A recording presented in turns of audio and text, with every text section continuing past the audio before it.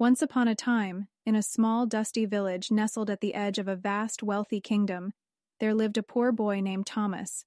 He had little to his name except the tattered clothes on his back and a heart full of dreams.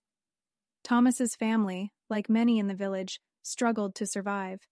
His father had passed away when Thomas was very young, and his mother, though strong, grew weary with each passing day, trying to make ends meet. They lived in a modest hut made of mud and straw, and some days there wasn't enough food to go around. But Thomas had something that kept him going, an unshakable belief that his life could be different. Every day, Thomas would sit on the hillside that overlooked the kingdom, gazing at the towering walls of the rich man's estate that lay far beyond the village. This estate belonged to a man named Lord Farron, the wealthiest and most powerful man in the kingdom. He had lands that stretched as far as the eye could see, with gardens so grand they looked like they belonged in fairy tales, and a mansion so vast it seemed to touch the clouds.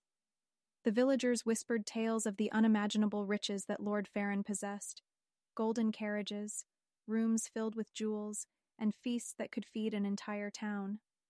But they also spoke of his cold heart, for the rich man was known for his indifference to the struggles of those less fortunate. One day, after watching his mother struggle to lift a heavy bucket of water, Thomas made a decision. "I'm going to the estate," he declared. "I'll find Lord Farron and I'll ask him for work. If I can earn even a little coin, maybe things will get better for us."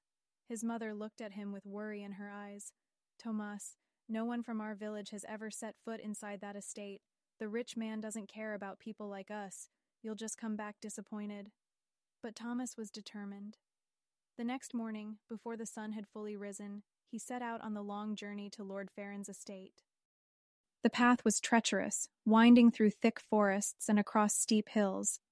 Thomas's bare feet bled from walking on the rough ground, and his stomach growled from hunger, but he pressed on. His heart pounded with a mixture of fear and hope, for this was his one chance.